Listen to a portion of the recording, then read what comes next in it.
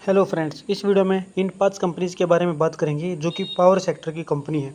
यहाँ पर अगर हम बात करेंगे तो यहाँ पे आप देखोगे तो इन सभी कंपनीज़ में जो रिटेल इन्वेस्टर है उसकी होल्डिंग ज़्यादा है, यानी कि इनका प्राइस एक रेंज में पिछले 1 साल के आसपास से चल रहा है, जो कि लगभग साइडवेज है और सभी के जो प्राइस है वो 20 से 30 रुपये के आसपास ट्रेड कर रहे हैं। सुज़लोन पावर 70 टू 80 रुपीज़ के आसपास है।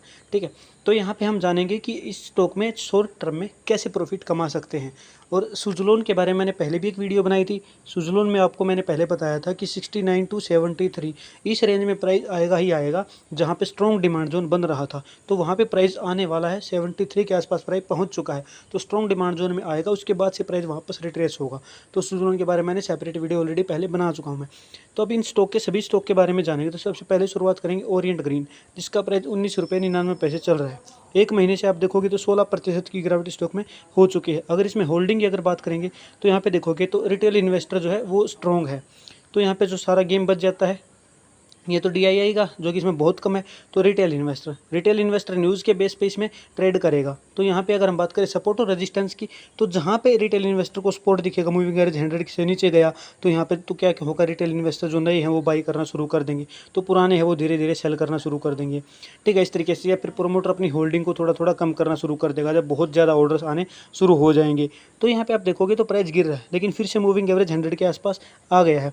ठीक है, तो अब जैसे नीचे ब्रेक करेगा तो ये वाला यहाँ पे इसका क्या है, सपोर्ट दिखता है। ठीक है, सभी को इतना समझ में आता है कि ये सपोर्ट है, तो यहाँ से फिर बाई शुरू हो जाएगा। तो इसके आसपास आप प्राइस को नोटिस करें कि 19 रुपये के आसपास जब थोड़ा सा और नीचे गिरेगा, यानी कि अगर एग्जैक्ट बताऊँगा तो 18 रुपये 73 पैसे।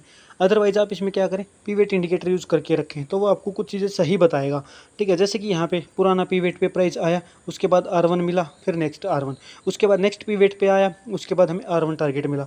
अभी यहाँ पे आप देखोगे तो प्राइस कहाँ पे है, पीवेट को नीचे की तरफ ब्रेक कर दिया, तो सपोर्ट कौन सा, S1 18 रुपये 84 पैसे, जैसा कि मैंने पुराना पिछले वाला सपोर्ट आपको बताया था बिना इंडिकेटर के। तो यहाँ पे प्राइस आपके पास आएगा और इसके बाद R1 21 रुपये 14 पैसे, उसके बाद R2 मिलने की पॉसिबिलिटीज़ हो जाएगी। R1 सॉरी, यहाँ पे पीवेट S1 से पी आएगा, S1 से आएगा पीवेट और पीवेट से R1। ठीक है, तो इस तरीके से। अदरवाइज आप क्या करें, प्रीवियस R1 पे अपना टारगेट रख सकते हैं 22 रुपये 14 पैसे पे, तो प्राइस को 18 रुपये 84 पैसे तक एक बार आने दे। ठीक है, तो ये हो गया पहला हमारा स्टॉक। अब हम बात करते हैं दूसरे स्टॉक के बारे में। तो दूसरा स्टॉक है हमारा सुज़लोन एनर्जी। सुज़लोन एनर्जी 74 रुपये 72 पैसे का चल रहा है। एक महीने से 0.46 का रिटर्न यहाँ पे हमें देखने को मिल रहा है। अगर हम होल्डिंग की बात करेंगे तो यहाँ पे रिटेल इन्वेस्टर ही यहाँ पर मेजॉरिटी में है, 56% की होल्डिंग के साथ। FII और DII का यहाँ पे गेम चल सकता है कि वो प्राइस को ऊपर लेके जाए, फिर अपनी सेलिंग करें और वहाँ पर रिटेल इन्वेस्टर ट्रैप हो सकता है। लेकिन हमें क्या, हमें तो अपना प्रॉफिट बुक करना है। हम रिटेल इन्वेस्टर हैं, हमें तो अपना प्रॉफिट बुक करने से मतलब है, चाहे शॉर्ट टर्म में मिले चाहे लॉन्ग टर्म में। तो सुज़लोन में आप स्टॉप लॉस के साथ जरूर मूव करें। यहाँ पे आप देखोगे तो जिस तरीके की मैंने पहले ही रेंज बना रखी है 70 रुपये से 66 रुपये के आसपास, इस रेंज में प्राइस साइडवेज था पहले भी, दोबारा से यहीं पर आने की कोशिश दोबारा प्राइस कर रहा है। पिवेट इंडिकेटर आप यूज़ करोगे तो आपको दिखेगा कि अगर पिवेट लाइन के ऊपर यहाँ पे सपोर्ट लेके नीचे की तरफ ब्रेकआउट दे देता है, तो यहाँ पे S1 पे हमारा प्राइस 66 से 71 इस रेंज में प्राइस की आने की पॉसिबिलिटीज़ है। यहाँ पर मैंने आपको बताया था कि स्ट्रॉन्ग डिमांड जोन यहाँ पे हमें देखने को मिल रहा है। डिमांड जोन जब बताया है रैली, बीच में 4 से 5 बेस कैंडल और फिर से रैली कैंडल आती है। तो ये हमारा हो गया सुज़लोन भी मैंने आपको बता दिया। अब सुज़लोन पे आप स्टॉप लॉस के साथ रत्तन इंडिया का स्टॉक प्राइस है 15 रुपये 37 पैसे। ठीक है, यहाँ पर हम क्या करते हैं कि हम कम पैसे वाला स्टॉक जो होता है, सस्ते स्टॉक होते हैं, उनमें सोचते हैं कि कम पैसा हमारा लगेगा और नंबर ऑफ स्टॉक्स हमारे ज़्यादा हो जाएंगे, तो कुछ पैसे भी मूव करेगा तो परसेंटेज ज़्यादा मूव होती है, तो हमें ज़्यादा बढ़िया रिटर्न हमें वहाँ पर मिल सकता है। तो इसका हम अगर बात करेंगे जो शेयर होल्डिंग की है, तो यहाँ पे आप देखोगे कि यहाँ पे रिटेल इन्वेस्टर ही मेजोरिटी में है 45%। तो अगर हम बात करते हैं इसके टेक्निकल की, तो हमें कहाँ पे सपोर्ट और रेजिस्टेंस मिल सकते हैं, तो यहाँ पे पिवट लाइन को पहले हटा देते हैं। तो अब आप देखोगे तो ये प्राइस किस तरीके से रेंज में गिर रहा है, तो ये ट्रेंड लाइन हम यहाँ पे एक ड्रा कर सकते हैं। ठीक है, तो ये ओपनिंग पे जाएगा, तो ये बार बार इस ट्रेंड लाइन को रिस्पेक्ट कर रहा है। ठीक है, तो यहाँ पे 1 और 2 और 3, ठीक है, मैक्सिमम 2 रिस्पेक्ट करेगा, तीसरे में पॉसिबिलिटीज हो जाती है ब्रेकआउट देने की। तो यहाँ पे प्राइस मूविंग एवरेज 100 के आसपास भी आ गया है। तो इसमें अगर आप क्या करोगे, पिवट इंडिकेटर यूज़ करोगे, क्योंकि जो ये कैंडल है रैली है, लास्ट में थोड़े से बायर आए हैं जो कि नीचे की तरफ विक दिख रही है, तो आगे आने वाले टाइम में बायर्स एक्टिवेट हो सकते हैं। तो अगर आप देखोगे तो प्राइस नीचे गिर के सपोर्ट 1 के पास पहुंचने वाला है। सपोर्ट 1 जो कि हमारा रहेगा 14 रुपये 87 पैसे का, तो वेट करते हैं 14 रुपये 87 पैसे पे रिट्रेस का। ठीक है, उसके बाद पहला पीवेट टारगेट मिलेगा 16 रुपये 33 पैसे, दूसरा टारगेट मिलेगा 17 रुपये 67 पैसे। तो ये 2 टारगेट हमें यहाँ पे मिलने की पॉसिबिलिटीज़ हमारी है। ठीक है, अब हम बात करते हैं अपने तीसरे स्टॉक के बारे में। तो आपको ये पिवट इंडिकेटर यूज़ करना ही करना है। ठीक है, तो जो काफ़ी सही, अगर आप इसको बैक टेस्ट में करोगे तो काफ़ी हिंट आपको मिलेंगे आपकी एंट्री के।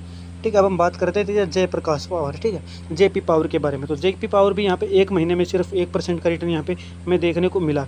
अगर इसके शेयर होल्डर्स की बात करेंगे तो यहाँ पे आप देखोगे रिटेल इन्वेस्टर ही यहाँ पर पावर में है, जो कि 50% है होल्डिंग।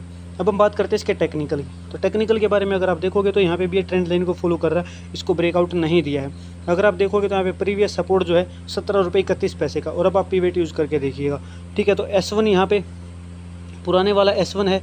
ठीक है, 17 रुपये के आसपास उसको नीचे ब्रेकआउट दे दिया, तो नेक्स्ट S1 क्या होगा हमारा 16 रुपये 61 पैसे। ठीक है दोस्तों, तो यहाँ पे तो पॉसिबिलिटीज़ क्या, आप इस कैंडल को देख सकते हैं, स्ट्रॉन्ग रेड कैंडल यानी कि ड्रॉप कैंडल है, प्राइस नीचे जाने की पॉसिबिलिटीज़ अभी भी बनी हुई है। अब इसमें मूवमेंट कौन करा रहा है प्राइस को, इस प्राइस को मूव करा रहे हैं रिटेल इन्वेस्टर ही मूव करा रहे हैं। जो भी यहाँ पे इंस्टीट्यूशंस हो या तो सेल करते हैं, सेलिंग करते हैं, तो रिटेल इन्वेस्टर को क्या लगता है कि हाँ अभी गिर रहा है, प्राइस गिर रहा है, वो बाई करना शुरू कर देते हैं, और रिटेल इन्वेस्टर जो है वहाँ पे ट्रैप में आ जाता है। तो हमेशा ऐसे स्टॉक्स में आपको स्टॉप लॉस के साथ ही आना है। स्टॉप लॉस आप 4% भी रख सकते हैं, 6% भी रख सकते हैं, वो आपके ऊपर है, लेकिन टारगेट आपका यहाँ पे 15 से 20% ही होना चाहिए, जो कि आपको यहाँ से आसानी से मिल जाएगा।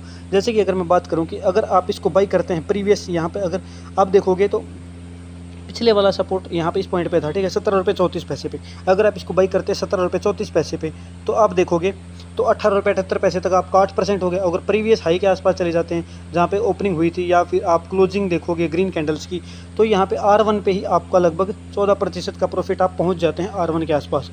तो ये होता है इसमें। ठीक है, सो जो कम पैसे के स्टॉक्स होते हैं उनमें आप अगर आप लॉस देखोगे तो आपका ड्रॉप भी प्राइस जल्दी होता है और गेन भी आपको जल्दी देखने को मिलता है। तो यहाँ पे आपको देखना कि अगर S1 से नीचे पुराने वाले से कैंडल नीचे क्लोज होगी तो इस S1 पे आने की पॉसिबिलिटीज़ यहाँ पे होगी प्राइस की, जो कि 16 रुपये 61 पैसे रहेगा। इसके बाद से अगर गेन मिलता है तो पहला टारगेट 18 रुपये 33 पैसे, दूसरा टारगेट 19 रुपये 64 पैसे।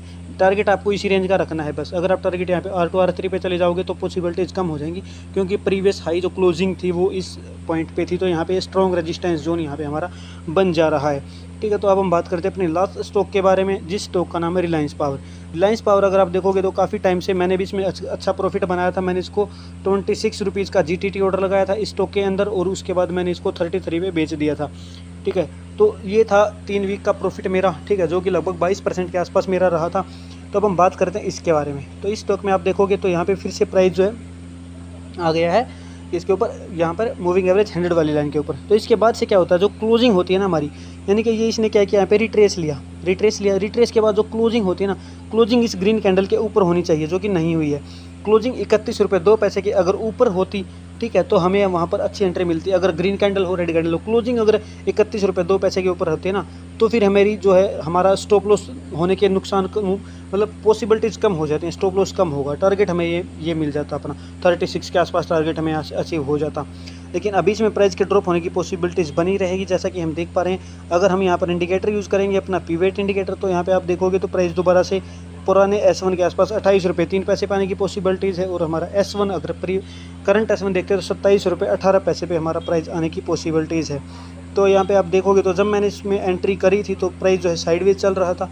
इसको अगर वीकली बेस पे करके देखते हैं तो पिवट इंडिकेटर हटा देते हैं, तो वीकली बेस पे आप इसको देखोगे तो आपको एक जोन बनता हुआ दिखेगा। ठीक है, एक ट्रायंगल पैटर्न बनता हुआ दिखेगा, जो कि इस तरीके से बन रहा है। ठीक है ना, ये एक आप देखोगे तो इस तरीके का पैटर्न बन रहा है। तो जब इसके ऊपर क्लोजिंग होगी, और मैंने इसी पैटर्न के अंदर अपना प्रॉफिट बुक किया था। जब प्राइस यहाँ पे आया था तो मैंने बाई करा, इसके ऊपर यहाँ पे सेल करके निकल गया। फिर से मुझे पता था प्राइस नीचे आएगा, तो ट्रायंगल पैटर्न मुझे समझ में आ गया था। तो ये पैटर्न आप इसमें बना लेंगे अपने अपने एप्लीकेशंस के अंदर। इस तरीके का पैटर्न ब्रेकआउट देता तो ब्रेकआउट पे बाई कभी नहीं करना है। ब्रेकआउट के बाद रिट्रेस होता है, हमेशा रिट्रेस पे एंट्री लेने की कोशिश करें। ठीक है, इस स्ट्रेटजी को अपने ध्यान में रखें, अपने कॉपी में नोट करें।